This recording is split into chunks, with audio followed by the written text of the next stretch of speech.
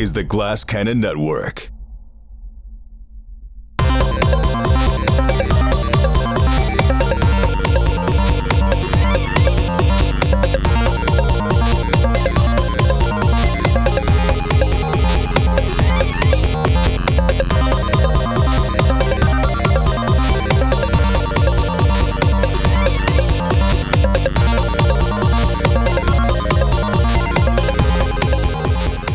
Good evening and welcome to the show. I have a question tonight for the team at hand. And I'm going to start off by telling you what the question isn't. The question isn't which one is better. The question is, which do you prefer? Important distinction. Once again, I'm going to say it again because I don't want to say it. I don't think nerds ever conflate those two. No, they never get those two things mixed up. The question is not which is better. The question is, which do you prefer? The Beatles or the Rolling Stones? Oh, man. The Rolling Stones. This is, I'm glad you asked this because this is a question that has never been asked before, ever. And I'm sure we'll be able to settle it tonight. We asked the hard-hitting questions here. It's never come up. So I think there's a roughly 15 to 20% chance it came up on the Glass Cannon podcast. I think it has. But you know what? It's been years. So it's fair game as far as I'm concerned. To all the people who joined us between then and now, it's a new question. Right. It's a new topic. It's a rerun. For anybody who's starting with episode 61 of Strange Aeons, they haven't heard our opinions on the Beatles and, new to you. And the Rolling Stones. I've been, I spend a lot of time just staring at my phone when I don't want to do stuff. And on Instagram, I'm seeing all these old videos of the Beatles in rehearsal. And I didn't watch that documentary yet that was on Disney like a year ago. I know I have to watch that. I'm sure it's great. I'm sure these clips are from that. But anyways, it's just... it's kind of cool to watch, like, the first time Paul's like, I just wrote this song, and he just fucking plays Let It Be. So it's interesting, but then I think about, like, I've always preferred the Rolling Stones, but I have such a deep appreciation for the Beatles, and as I get older, I'm liking the Beatles more and more. And I've always loved the Beatles, but if I had to compare the two, I've always been a bigger Stones fan. So you're saying the Stones are better? Saying the Stones are better. Again. You said if I have to compare follow the your two. own rules. Again. Skid, where do you stand on this issue? I feel like, put it to bed for us. well, What to bed? Just preferences? Sir, may I speak? Sir! Kate I said can the settle Rolling this Stones. once and for all if you'll let me. Well, if Skid goes Rolling Stones, it's over. Like, it's already over. 3-2. It's already over. I have always preferred, generally speaking, harder rock, but my family is a big Beatles family. Like I've talked about, my Aunt Bennett, like she was at both Ed Sullivan Show recordings. She was at the Shea Stadium concert. She's a huge Beatles fan. And so there was always a lot of Beatles being played in the house growing up. I think the first album that I bought for myself with my own money was when it was the Sgt. Pepper's 20th anniversary re-release in 1989. It was a big hype around it and everything, and I still love that album. So I think I do prefer Beatles. I prefer Beatles. You know what's funny? I asked this exact same question to the great sports writer Woody Page one time. Do you know what his answer was? What do you say? I was asking because I don't remember. Like I asked him specifically, and I don't remember what he said. I was asking you all. Tell me. But it came up because he grew up with Elvis. He grew up with Elvis, so it's just like, well, what? So as an so seeing as you grew up with Elvis, who do you prefer, the Beatles or the Rolling Stones? And I guess I was looking up weird Beatles facts before we started, and one thing that came up was like it said something to the effect that like John Lennon idolized Elvis, and then when he met him, he was very disappointed. Never meet your heroes. Yeah. When did he meet him? We get that a lot. Yeah, it depends when he met him. We get that a lot in the VIP after our show. That's also true. Matthew, name 3 Beatles songs. Let It Be, Get Back, and Lady Madonna. Okay. Oh, that's a good one. Whoa. Deep cut. Lady Madonna. That's a fun one. You a can always good tell which ones Paul wrote because they're all silly. It sounds like circus music. I have a very similar answer to Skid, which is that I grew up in a Beatles family. My uncle was a devotee. Like he bought if there was a piece of Beatles memorabilia, he owned it because it became a self-fulfilling prophecy every Christmas. It was like, oh, what do we get? What do we get him for Christmas? Oh, there's a new thing. There's a new re-release. There's a new LP, whatever it is. So, I also love the Stones. Like I listen to the Stones all the time. But I think if you were like push comes to shove, what are you playing on Spotify right now? I probably would play the White Album. Wow. Okay, you jumped right in and said Stones. It made me, the way you said it, what I heard was I hate the Beatles. That's what I heard too.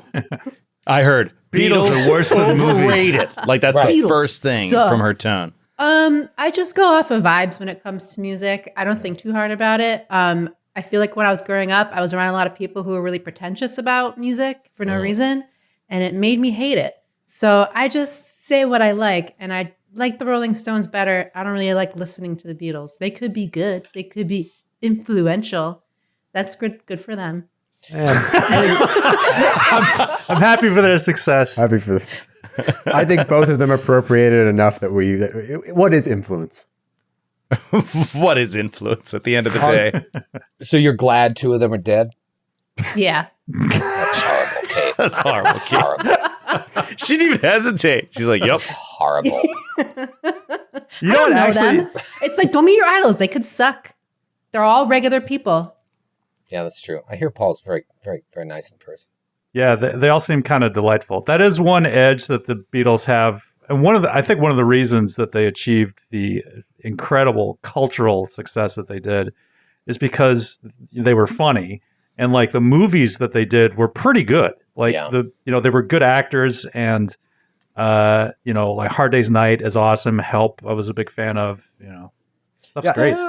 I feel like hanging out with the Rolling Stones would be a lot of work, right? Like, Yeah.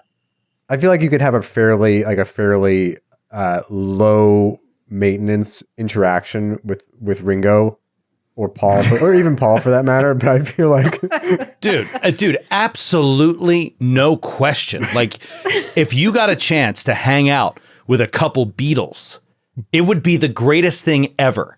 And if you got a chance to hang out with a couple Rolling Stones, you'd be miserable the whole time. Yeah. It would Hanging out just with suck. Keith Richards for a day, like, I don't know, man. It would just suck. I just It would feel be like Is this my what anxiety affected your rate's answer? very story, but I high. don't think you'd be relaxed or anything. That said, I think I would have liked to hang out with Charlie Watts. That feels like it would have been interesting. He was always smiling in those videos. Always smiling. Always smiling. That's what I remember as a kid. I wasn't allowed to watch MTV as a kid, so I had to like sneak it. But like I had a babysitter that watched it. And I just remember that, stop me up! And he's always smiling. Joe, it seems like you've already answered here. The Beatles is what you're saying. I'm a Beatles guy. It was funny when you said, like, as I grow older, I find I like the Beatles more. I've liked the appreciate Beatles more history. the whole time because I'm an old soul, Troy. I'm an old soul that is old man. obsessed with video games. There is of all the people on this call, the person with the youngest soul is probably you. That's so true. I do prefer the Beatles. The thing that gives me pause, the one thing that gives me pause, as Skid said, is like sometimes you just gotta rock. You know, I really sometimes you do. gotta rock, and I wake up every morning. I Rock. have to I like rock that. all the time, Yeah, And party every day. except for when I want to cry. right. It's rocking or crying. Yesterday, and then we can cry together. I prefer Beatles. Well, there you have it, folks. Call in. Tell us what your favorites are. And we'll be back next week with more questions. Well, wait, that was 3 Beatles to straight. Kate's Rolling Stones to Troy's like middle of the road answer. Like, what's your Troy's- actual The preference? Stones are better, but I like the Beatles. Was Troy's answer. Is that what I said? No, I mean, I think it would be the Beatles are better, but I prefer the Stones. I don't know. right, so I it's think the 3-2. problem is the hard rock. Yeah. But the thing is I've been, when I drive Archer to school in the morning, I'm trying to like every day introduce him to new music. And so today was a Beatles ride. And I was like, we'll play some songs for you. And this whole ride is going to be the Beatles. And I'm trying to explain to him, like, listen, those are drums. That's just drums. Now here comes the electric guitar. And then I get into a car accident. But I got me really excited to, like, listen to more Beatles. I think the correct answer is air bass. that's George slapping the bass. Oh. Anyways, didn't George play bass? George played lead guitar. He played lead.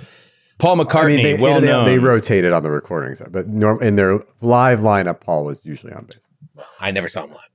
I didn't either. I wouldn't know. You're missing out, dude. You have more? Well, I was just saying. Apparently, there's like a thing that babies and kids love the Beatles. Babies and kids love the Beatles? Well, there you go, Joe. Yeah. You guys seen Great, like kid music. It's great kid music.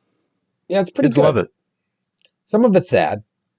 It's hard to, like, jam out. But, like, some of them start sad, and then by the end they're rocking. Like a Hey Jude sounds just very slow, and then by the end, Yeah, but you know what kids aren't in for? A slow burn. Kids aren't like, oh, I like the build. They have so Dad. much patience. Like, Like, little kids. No, kids like Here Comes the Sun. That's a good one for kids. They enjoy that one. Mira recently expressed a preference for "Gimme Shelter," so Well, she's got to find her palette, I think. She find her music Babies taste. love any reference to the Vietnam War. They just love it. It's true. Yeah. It's true. Look it up.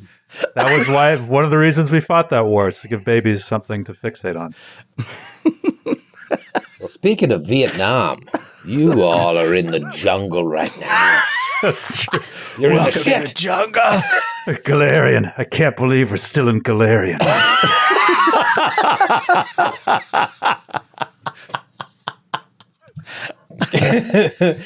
You were on the boat. You just finished up another horrible dream quest. Everybody's sick of dream quests. Players and viewers alike.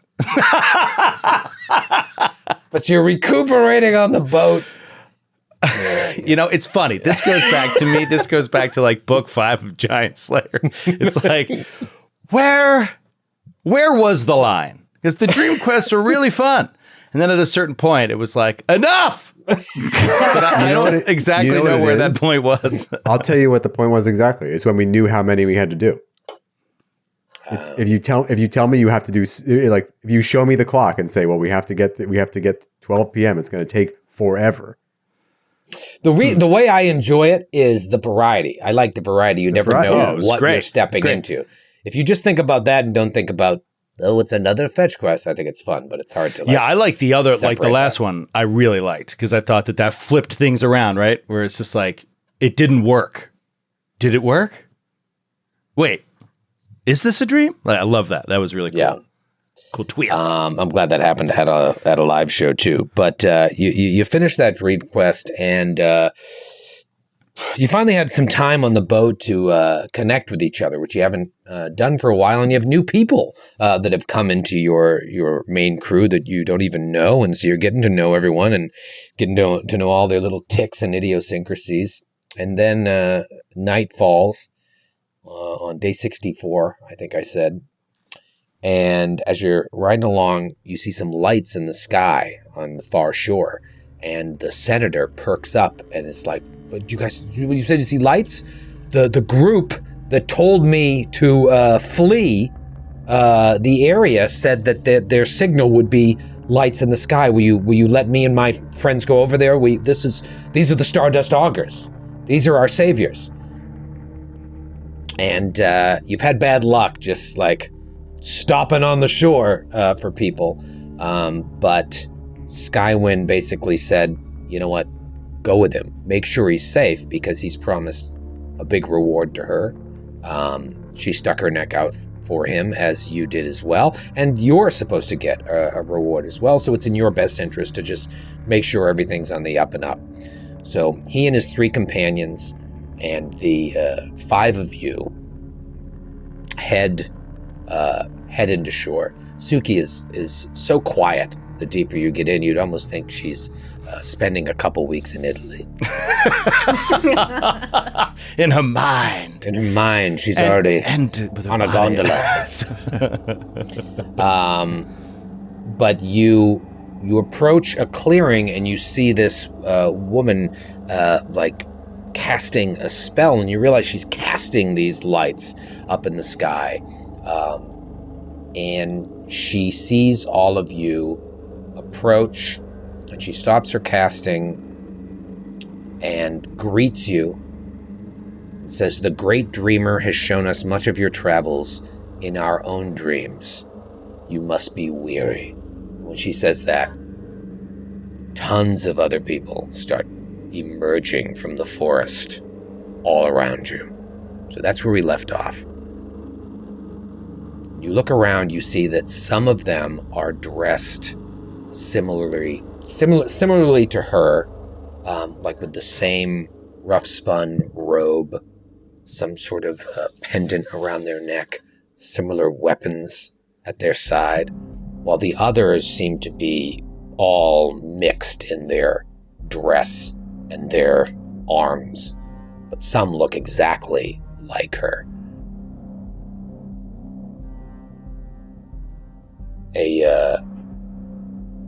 Another woman steps forward and I can't remember what I said last week, but if I'm repeating myself, I apologize. She steps forward and she's looking at each of you as she says, "A Viscount's Gala. An enchanted wood not unlike our home in many ways. A forgotten necropolis, a city known for opulent hedonism and another known for its dark purveyors of vice. A river not unlike the mighty Selen, and an abandoned caravanserai which, if our dreams are correct, will be much changed should you return to it. Who are you?"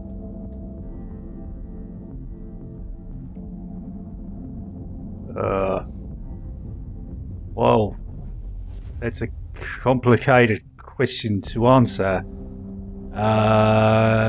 Can we turn the tables a bit and ask who you are? My name is Hadrana Ibren, and we are the Stardust Augurs.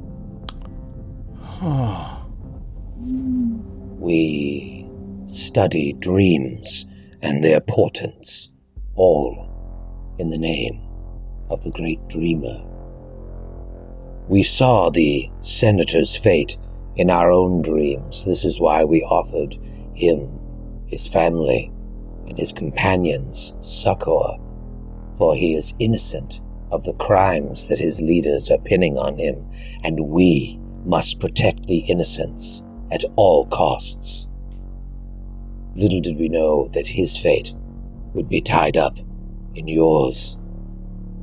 However, though we have seen your dream journeys, the question remains, though the senator is innocent, are you? We see much blood on your hands, some more than others, and she looks right at Aldo and Atticus. Eris slinks deeper into the shadows of her hooded cloak that is up. And as you do, you bump into someone who's standing right behind you. And you look, and there's 3 of these people. They've now... You're on the boat? No, you're on... No, we're in like the out woods. in the forest, right? You're in Vietnam. Yeah, When you roll we're in the 20, I'm jungle, still baby. standing. we're in the shit. You're gonna die. Cue the Before you Rolling roll 20, I'm Stones. still on the boat. Please allow me to introduce myself. This is all theater of the mind, Matthew. Well, now you tell me. War does things to a man, so I understand. In his mind, he's I still heard on the sea. boat. I'm in Cheyenne, Wyoming. Waiting on a girl. No, you go to back up, and yeah, you brush right into someone, and you turn and look, and there's 3 of these people there. You're surrounded now on all sides by these creepy people identifying themselves as the Stardust Augurs. They saw the senator in their dreams know that he's innocent. They've seen you in their dreams as well, but are you innocent? Are they elves? Are they all elves? They look mostly human. You can tell, like, Talden, mostly. But there are some non-humans as well. You see a full-blown orc, as well as some elves and half-elves. There might be a halfling or a gnome in the back. They're very small. It's hard to see. I don't know why they'd stand in the back. But. Ethel's going to lean down to Atticus. Should I kill him? No. Stand down. Drastically outnumbered at the moment. Why do you surround us? What is the meaning of this? This is appearing as if it's a threat. We might be forced to defend ourselves. Yeah, I'm getting a very threatening vibe. Seems a bit unnecessary, given what you're saying.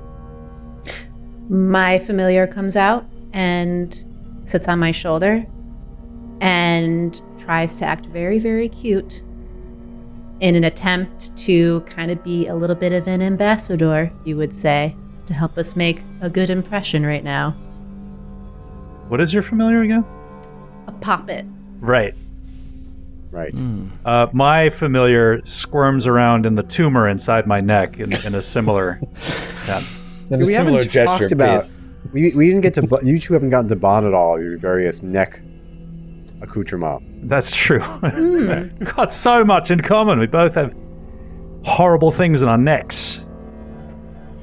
Am I correct in assuming that none of you worship the Great Dreamer? Define worship? A defined dreamer. And great. And also define you. Because there's a bunch of us here you probably can't see.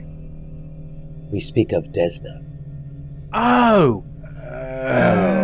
Desna. Yeah, we love Desna. Cool. She's good, yeah. Hadn't heard that exact nickname, but no. Love Desna. Perhaps your time that you've spent traveling the Dreamlands will bring you closer to her. The halls of Desna are always open to those who dream. That's generous of her, right? Generous. Yeah, no, that's one of the reasons we worship her. It was my Generosity. understanding that Desna herself presides over a rather good feeling of life and in the way those her followers treat each other. And yet every dream that we have had, every experience we've had in the Dreamlands is fraught with the most mind-bending evil we've ever encountered. What has she let happen to her Dreamlands? That is not her realm. For even experienced dreamers, such as we, have never entered the Dreamlands. It is far, far too dangerous. That is why your journey is so interesting to us. We mean you no harm. We just had to make sure that you mean us no harm. And truth be told, having seen what we've seen, the jury is still out. Well, allow me to buries speak. his hatchet in the one behind it. Roll for initiative! My son! Jury All dismissed. the ones to kill. I'm kidding. That'd be like a Walking Dead moment. We finally got this under control, and the loose cannon kills the leader's son. Well, I assure you, our trips to the Dreamlands have been very much so against our will. We feel forced to do such a thing because we are on the trail of a man who is responsible for some rather great evil. Now, how is it that you are all dreamers and yet never go to the Dreamlands? What do you do in your dreams? Are you controlling yourselves in your dreams? In many ways, we just open our minds to the dreamscape that exists all around us. Desna has given us the power to see the dreams of others, which is how we have seen you and your companions. But we do not travel. Wait a minute. if you've seen us, have you seen this Count guy? Count. She looks around. Count. No. I don't know. What does he look like? I never seen him. You guys know him. I don't know him. She doesn't know him. No, she's never met him, but he's unpleasant. No. What does he look like? Ooh. About yay tall. And I proceed to give a fairly accurate description of his physical appearance. We have not seen this person you speak of, but he walked in the same footsteps that you have walked in the Dreamlands. He sought after the same objects that these guys are searching for. Yeah. Perhaps he is protected by something quite powerful to keep any sort of augury away from him. This is a foe of yours. Well, we believe so. The truth is, we haven't had a chance to actually speak directly to him. I don't believe that it is our intention to simply strike him down where he stands. We need to find out exactly what it is he's up to, but it does seem like he is up to no good.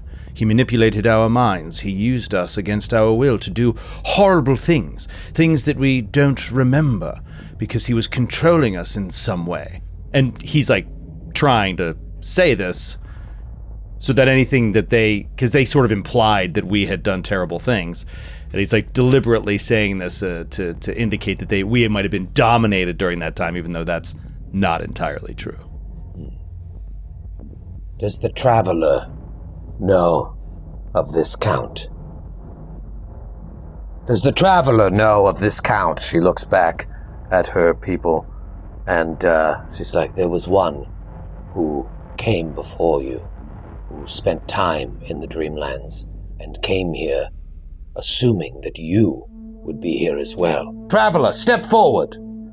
And the group parts, and out walks Nestor Bindley, the man you met in the Enchanted Wood, who was captured. We met him in Indianapolis. No. And he says, "Oh, hello, my friends! No. It is I, Nestor Bindley. Did you happen to find Calvetta bricks in your travels?" What My is he friends! saying? I don't understand. Yeah, that's his trademark. Traveler, you can speak of your quarry later. Do you know of this Count? No, but they were speaking about him when we met in the Enchanted Wood. Oh, well, I'm so excited to see you. When I returned from the Enchanted Wood, some of my buddies who are way into dreams mentioned that the Stardust Augurs were expecting you.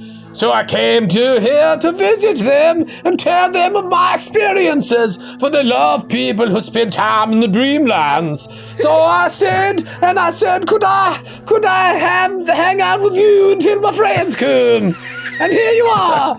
You saved my life in the Enchanted Wood, and Nestor Bindley is always a man who passes debts. Pass toots! You pass your debts? I pay my debts.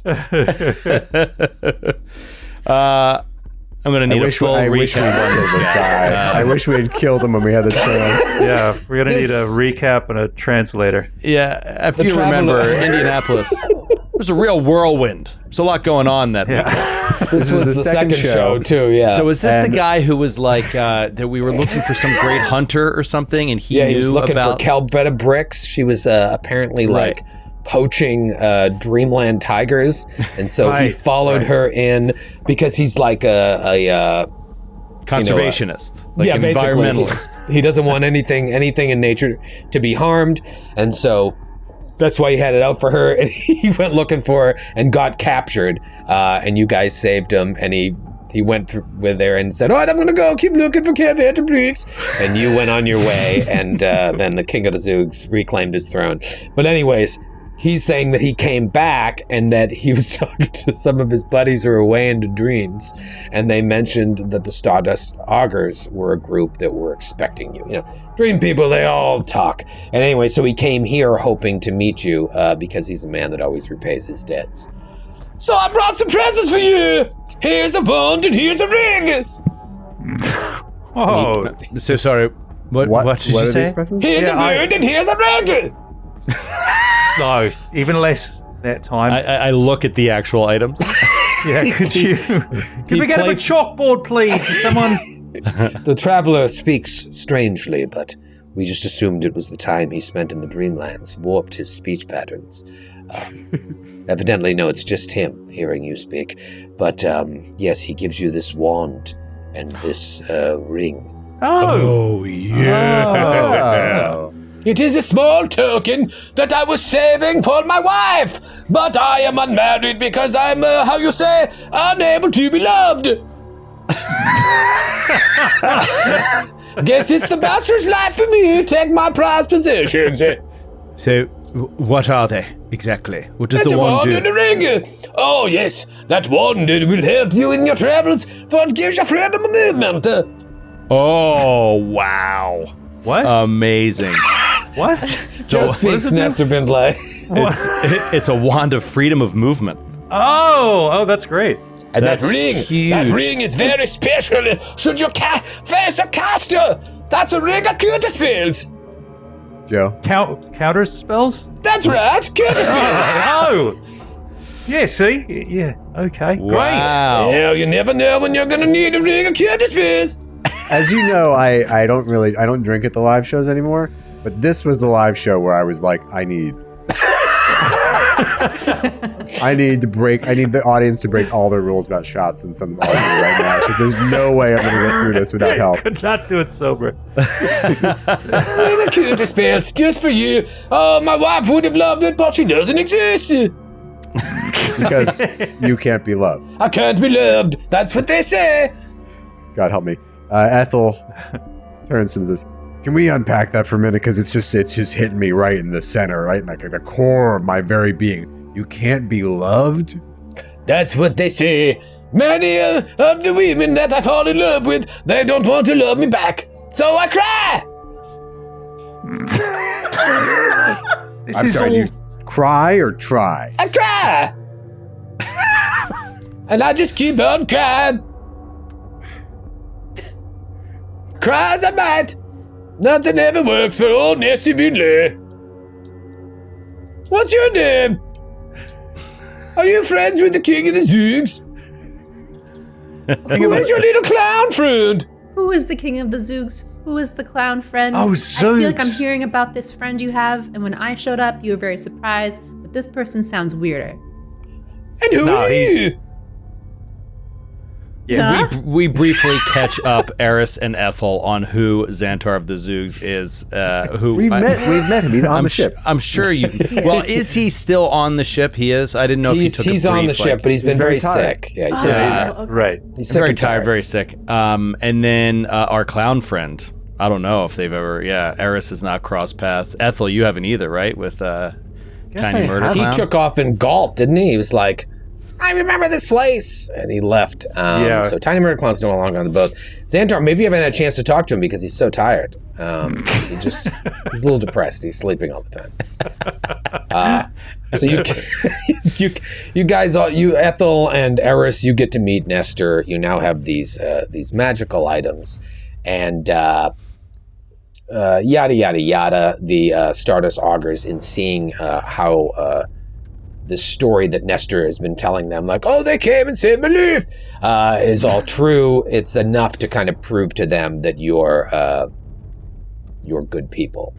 And so they kind of usher away, a small group of them usher the senator and his 3 companions away, and as they're pulling away, the senator comes and says, I thank you so much for all that you've done.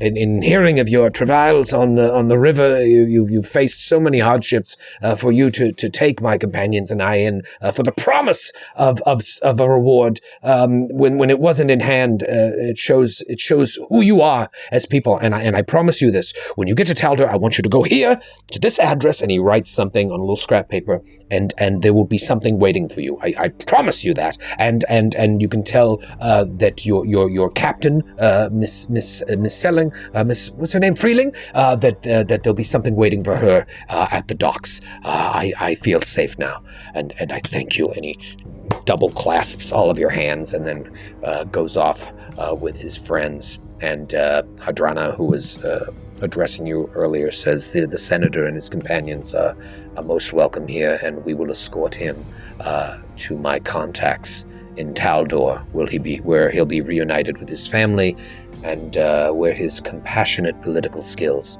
will be put to good use. As for you are most welcome here, but I understand there are others nearby on a boat, yes? Yes, we travel here by boat, and there is a rather substantial crew aboard that we have left behind. Yeah. Are they sick? 3 times as many as we need, to be honest. At least. Are they sick? Are they hungry? Yes, indeed. We could. Yeah, use one's some very supplies. depressed. Yes. 2 are missing. Could we bring them? If we were able to dock the boat, could we bring them along? Yes, you and your friends are welcome to spend the evening with us. We will have a celebration in Desna's name. One more question. Do any of them suffer the afflictions that the 4 of you suffer? And she points to Eris, Ethel, Atticus, and Suki. And Atticus looks to the side. How do you know that? The taint is evident. Ethel buries his hatchet in the guy's chest. So rude. The taint. The taint is evident. Stop looking at that. Private. It's private. How Oh, do but I'm you sorry, know? but you asked, how do we know? You know The taint is evident. what our taints are? Yes. Or that we just have one? We You are familiar with our taints. We've studied them. See, I saw you looking.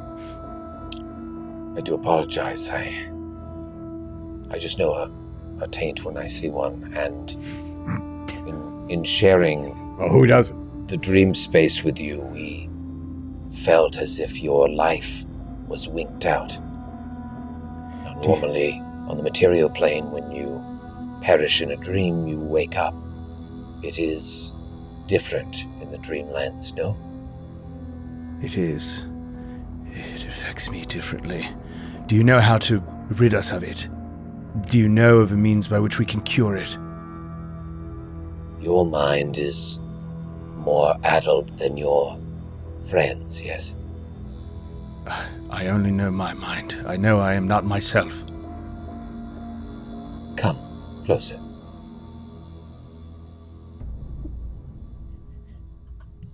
Your taint smells. Taint is so strong, I can almost smell it. Oh, it's nauseating. God, not that close. All right, stay. We can do this from afar. God. It's terrible. She says yes, and she just kind of puts her hand up near your face and starts turning it back and forth. She's like, yes. The mind of the dreamer is like a puzzle in many ways. And sometimes the pieces get corrupted. And as she says that, she reaches out in space and looks like she's grabbing onto something. And when she does that, you wince in pain. She's like, it's all right. This seems to be something here that would perhaps inhibit your memory and your speech. And she just keeps grasping at it and just... and you no longer have the...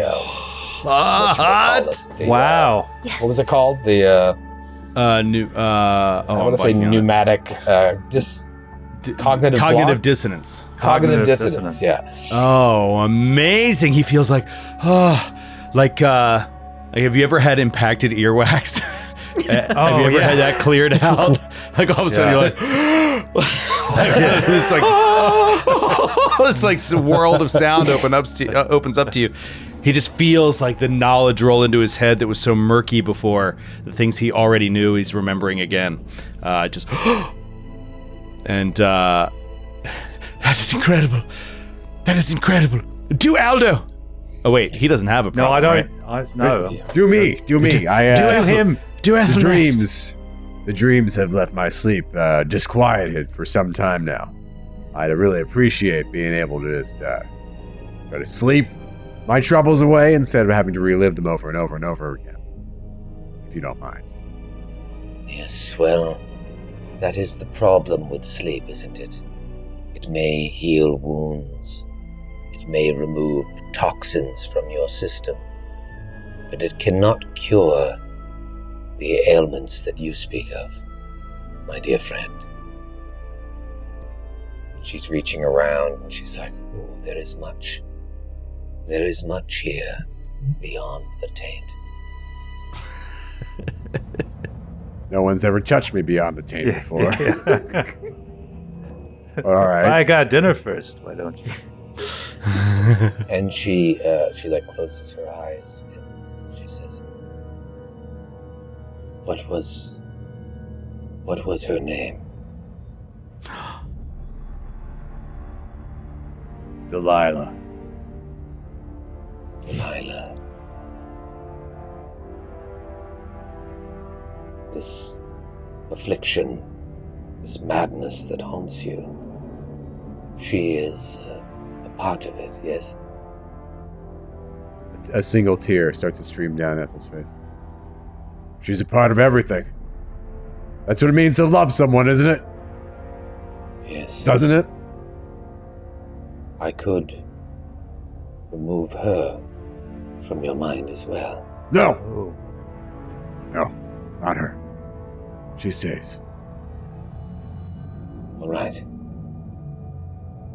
Be still. Your taint is leaking. I hate it when that happens. And she grabs at your night terrors. Shatters it. Still kind of tired, though. I guess I gotta take a nap. Yes. Do you guys mind if I take a 15? No, I'm on the clock and everything. No. Hammocks Yeah, that's are yours. fine. Excuse me, Miss Hadrana. Ah! She jumps. I'm sorry, it wasn't you. I have a taint. I'm afraid of the water, which is very problematic for me right now, being on a boat. But water brings life. Yeah, Why would you fear life? I love life, is the thing. So, But hate She water. eats children as well. it's just, I mean, she could eat them up. She loves them so much. That's how much she loves life. Yes. it's a figure of speech. Figure. Is there anything you could do about my taint with being afraid of water? Yes, I believe I can. Oh, great. Close your eyes and mouths. Oh. Oh God. Oh God. Don't wander around in there. Yeah. There is Seriously. a lot going on in there. Some of it I've repressed, so if you could just leave it where it is. Oh God! Now a single touch tear. anything. A single tear goes down Adrana's face. Oh God! Where's this water fear? There it is. All right, you're all set. Good Lord! Thank you. Nobody go in that brain. And then Suki never knew what her affliction was. She had a madness, but it never manifested. They can't find it for her? Oh, they can find it, and they remove it. And they tell her that had she ever tried to fly in the real world, she would have plummeted to the ground. Oh, that's very dangerous. Wow. Yeah. Okay. Good thing we got that addressed. Wow. Yes. So she shatters that like crystal as well.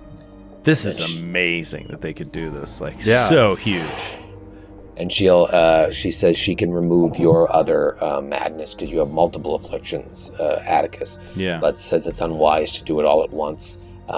If we're all going to stay the night, she'll do it in the morning before you depart. And kind of makes it clear, like, in the morning when you get all these people out of here. Yeah. Got it. Noted. That O.J. Simpson ate all of our corn. So you bring all the people from the boat, and it's a big party, I guess. I don't know. It's not like there's music or anything, but they're a cool bunch. It's like hanging out with a church crowd. Everybody's really nice, but like if you're not into Desna, you kind of don't have a ton to talk about. So you have your little church hour, and they have huts and hammocks, and some of them sleep out under the stars. But it's very safe, and there's tons of people. And when you wake up the next day, you are not only feeling refreshed and reinvigorated for this final dream quest and the last leg of your boat journey, but you are all madness free. Wow, Nice. that's really making me like double down on not wanting to die in this last one. It's like we can't come back here, so I know. I'm just gonna wake up It's without like the you artifact get a car wash and and not it care. starts raining. It's just like, oh no, come on. Just out of curiosity, you wouldn't mind if maybe we did a little dream ritual here for Oh, that's very interesting, Ethel. Oh, Very see? interesting. just in we- case Brains something would and happen. brawn. We have heard of such rituals, but never seen them enacted. You can totally watch if you want.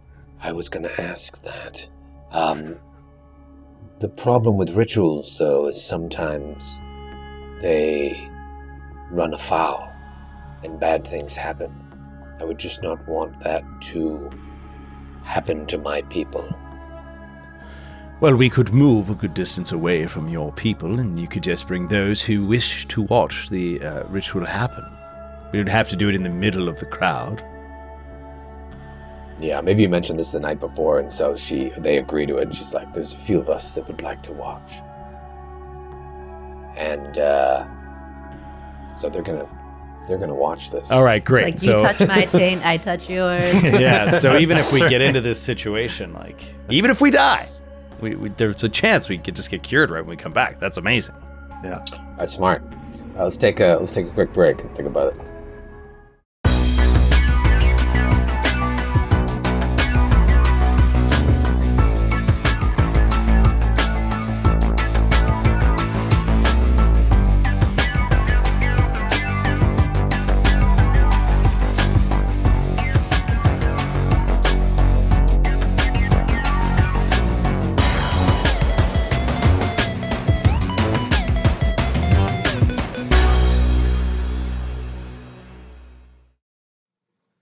So you have your fun little Desna cleric party.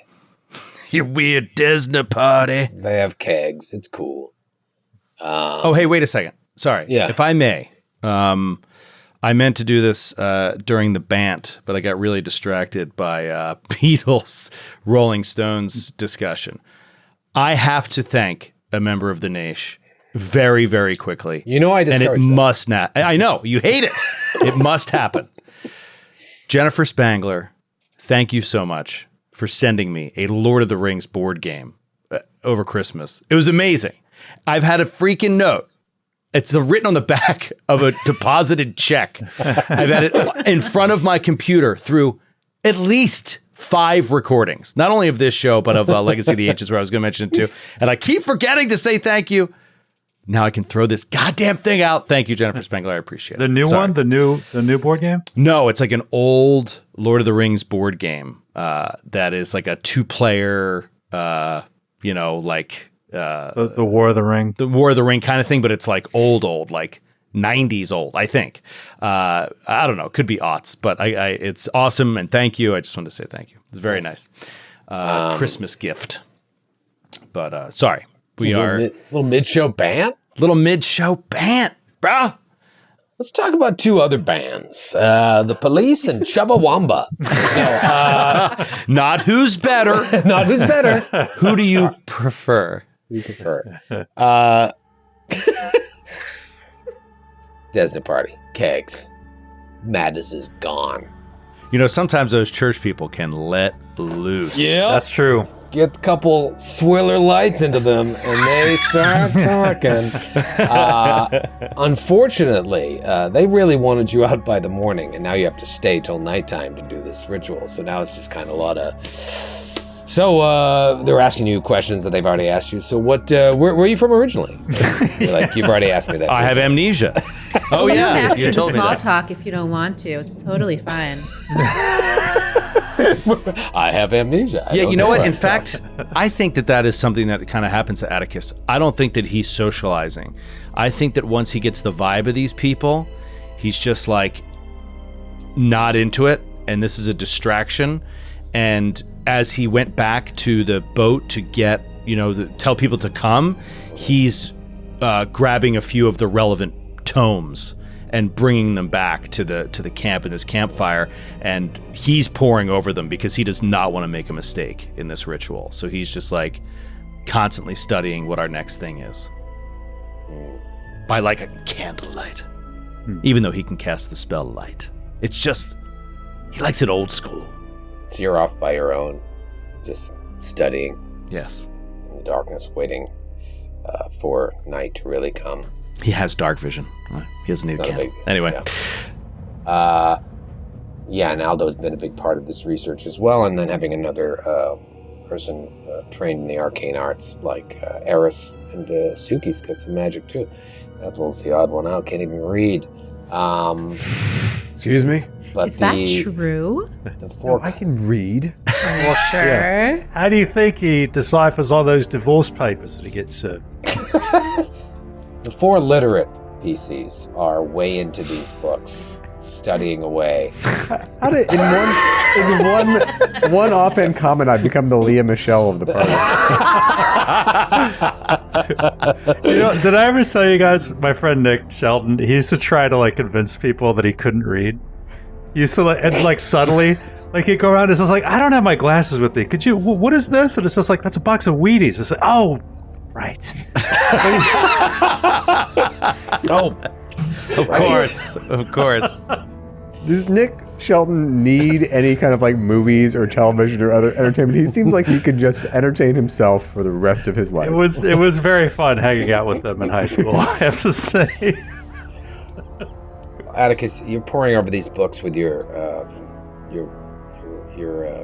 friends who are readers, and you've already discovered that you're looking now for a webbed red foot.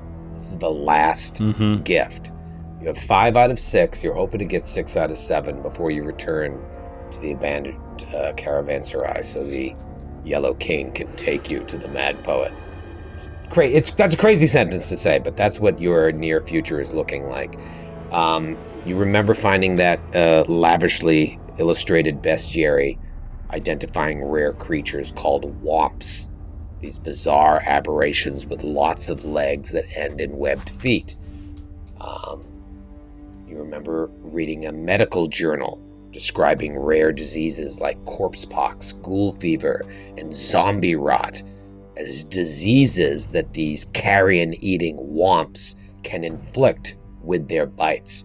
Womps eat dead things, and so the diseases they get from these rotting corpses, they can then give in their bites.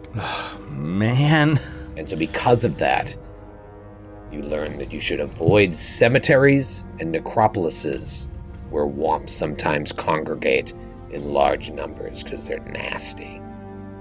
But now, as you're looking over these books, for the last time, you feel confident that you have the phrase to take you to the next area.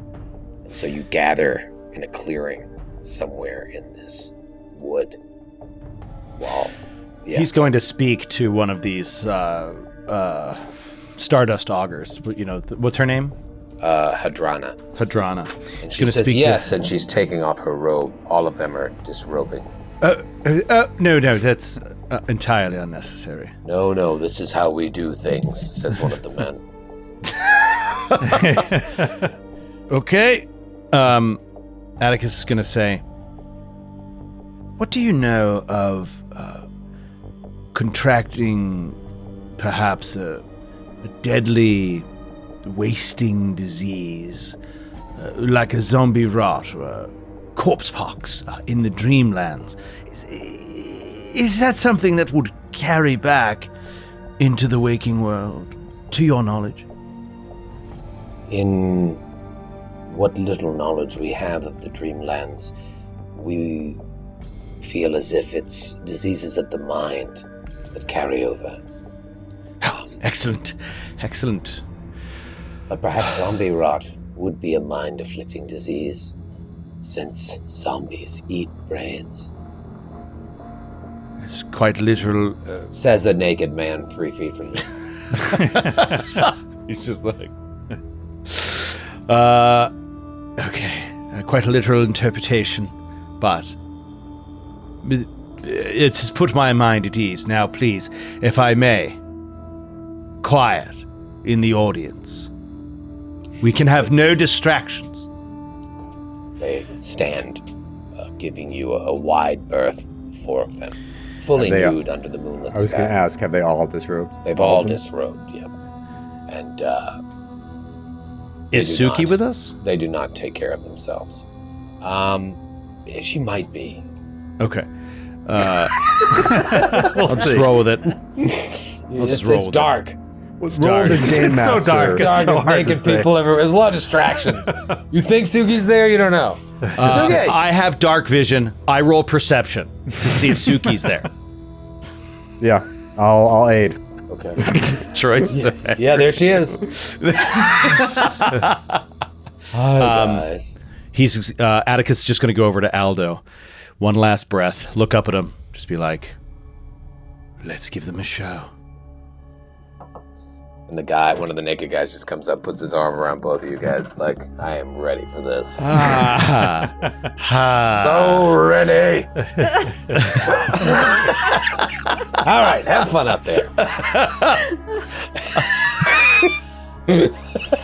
Little extra rub on the lower back. A weird back rub pushes you out.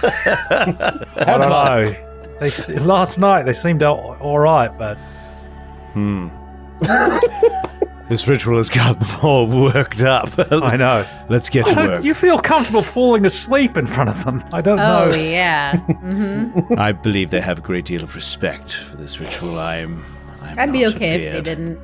It's nothing worse than a naked person just giving you a hug from behind. Hey, have a good dream. Depending on the circumstances, it can be awful. Yeah, especially moments before you're going to sleep.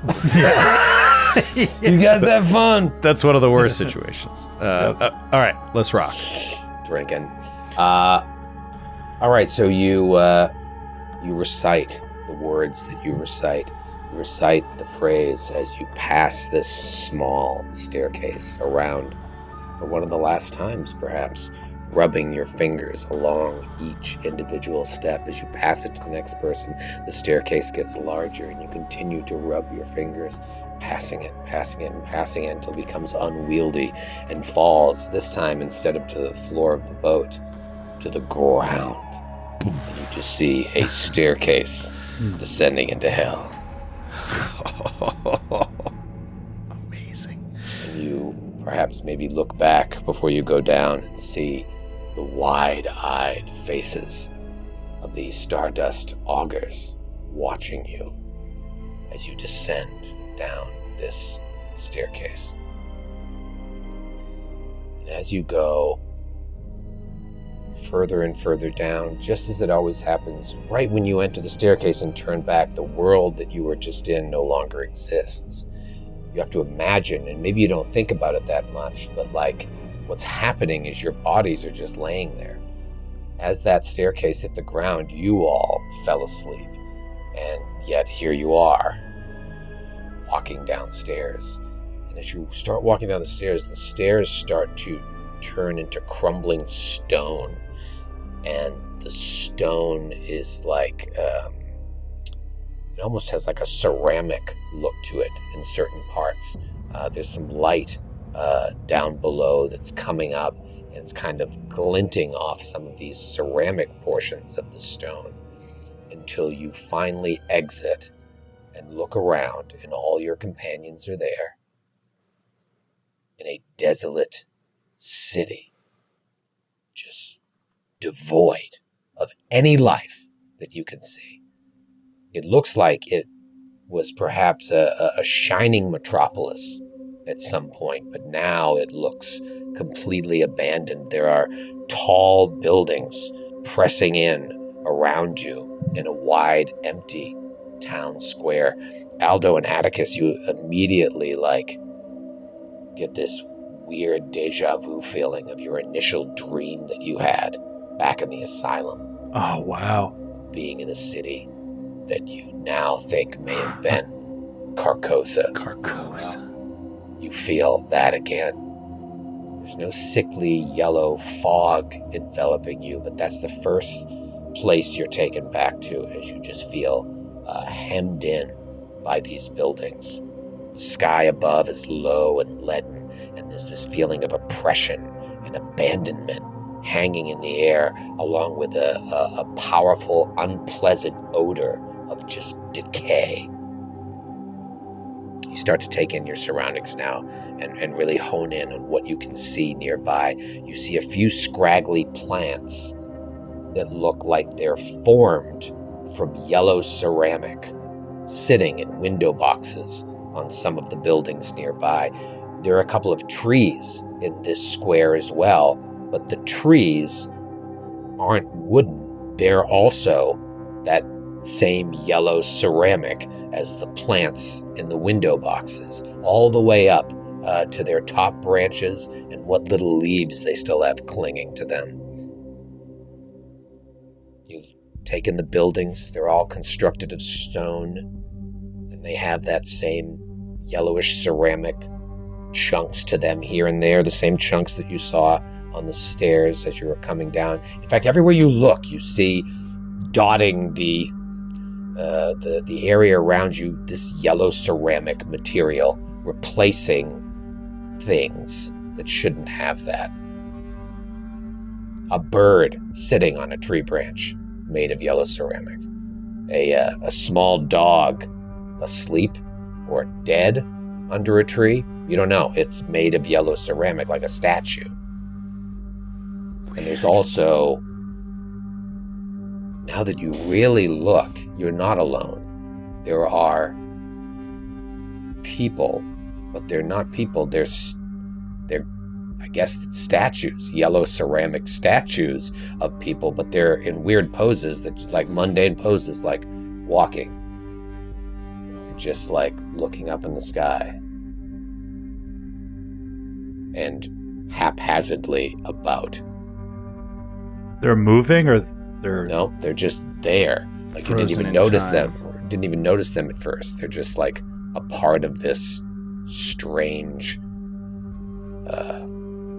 desolated city. What do you do? Does it look like they were just kind of frozen in what they were doing, like mundane stuff? It does appear that way, yeah. Because it doesn't. There's not a heroic soldier pose, like sword in hand or anything. It looks like people are just like frozen in this state. Not unlike the bird and the dog. Anything like this in the books that we read? Any mention of this? No, you did read about something to do with a plague of some sort, but there were a lot of questions as to what began the plague and what the final outcome was, and then there was no further literature on it, as if whoever was reporting on it died. Aldo, the text spoke of plague. Could it have turned these living things into ceramic. And he'll walk up to a person and like touch the person. As he's like saying this absentmindedly, he's just like reaching out to touch one of these ceramic people that are frozen. Touch them and they're cold to the touch. But otherwise inert. And just the one that you walk up to is just like standing there with its hand near its face. Ethel. Can I? Sorry, go ahead. You go. Can I do a society check just to see, just with their garb or anything that they're carrying, if there's anything familiar about the culture of these people? Yeah. When they were alive. 17. 17. It appears that they're very nicely dressed, which conflicts with what's left of this city, which just looks like it was completely bombed out. But these people look very nicely dressed, not dressed like the people in the Viscount's court or the people at the gala at Sarnath, just like a different type of society. But you can tell, looks like these were nice clothes. Question, I think I know the answer, but just to rule it out, the ceramicness of the people does not at all resemble what happened with the Draculist, right? Correct. Yeah. No, it seems very different, as your friends have told you of that horrible experience where they lost some of their friends. Because you weren't there, Ethel. I wasn't there. Come on. I don't want to linger in this place too long.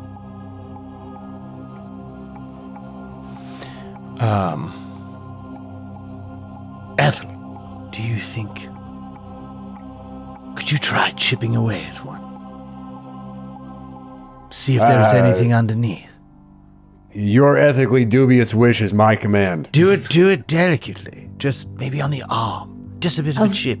Of like a bird, maybe, and not a person? Yes, the dead dog. Yeah, start on the dog. Excellent. Ethel has already drawn his warhammer and like a small knife to use as a chisel. Yes, perfect. I knew you would know what to do, Ethel. Who am I doing? The guy over there, or the dog, or the bird? Oh, I'm confused. Let Eris decide. Are there any children around? No. Damn. The bird. I'm feeling the effects of Desna and all the niceness. So. All right, Ethel will go up, and he'll tap on the hilt of the knife with his warhammer and try to chisel off a little piece. Ting, ting, ting, ting, ting. That sound really reverberates because there's no other sound at all. However, as he's working away at it, it doesn't shatter immediately, so you keep going to see if you can find anything. Everybody roll a perception check. Ooh. You did something, Ethel. 31 for Ethel Merman. Oh, yeah, Ooh. dude. 27 for Atticus. Got 22. 16 for Aldo. Oh, no. All right, so whereas Aldo is very focused on what Ethel's doing, his eyes in the back of his head, and you and Atticus and Eris notice down a couple nearby alleyways some faces like dart back into cover, like they were looking at you, and then they dart away. Several faces. Ethel will click his tongue to get everyone's attention, and then he'll gesture with his head toward the alleyway that he just saw.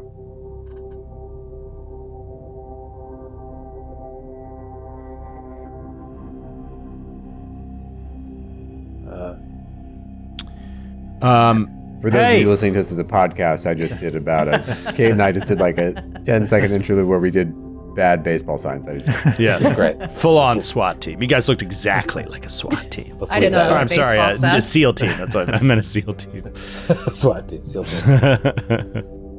All right, so you begin making your way down the alley, the nearest alley, because there's several here.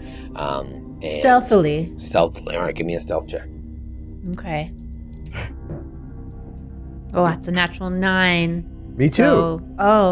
So 9. Oh, so it's 22. 19. 22, 19. Okay. Are Aldo and Atticus hanging back? Yes. Yep. Okay. I mean, I'll follow, but at a distance. At a distance. I'll give them a little bit of room. They're much stealthier. So Eris and Ethel begin sneaking down this alleyway in the direction of these faces that were darting. And you're sneaking down. You're sneaking down, and you look right to your left because you just know someone is looking at you. And both of you turn and see this face, this like gray face with long dripping fangs just go. And it ducks away. But as it ducks away, climbing down the walls of the buildings around this alley, Aldo and Atticus, you see this. About a dozen of these creatures that they just saw start like coming out of holes in the wall, out of windows, and climbing down fire escapes. Aldo and Atticus, you have the best view on this because Eris and Ethel, you're about to be surrounded by them. Give me a knowledge check, Atticus and Aldo. Religion? Yes. Come on, Atticus. That's not great. 20. I got a natural 20. Oh, critical success. So Atticus, because he's so fucking dumb, Oh, come on, it's still a 20. he thinks that a bunch of ghouls are coming down to surround Ethel and Eris. But Aldo is wise. He says to Atticus, "You dumb rat. Come on. Yes, they're in the ghoul family. But those are ghasts. Oh, come on, no. the worst. And there's about 18 of them approaching. And we'll see you next week. Oh, Cool. oh my God. I'm sure they'll be our friends, just like the other people were when Oh, we seriously. fought. Maybe they'll be clerics. You can't fight 18 get. Maybe they're Desmo worshippers. Yeah. Could be. Could be. One never knows. Sound like Chris. Maybe they just need a match. Skip. It's get amazing. We're just gonna sit back and watch you die. Take it all in. We'll see you next week, you goofballs. Good night, everybody. There are places I remember.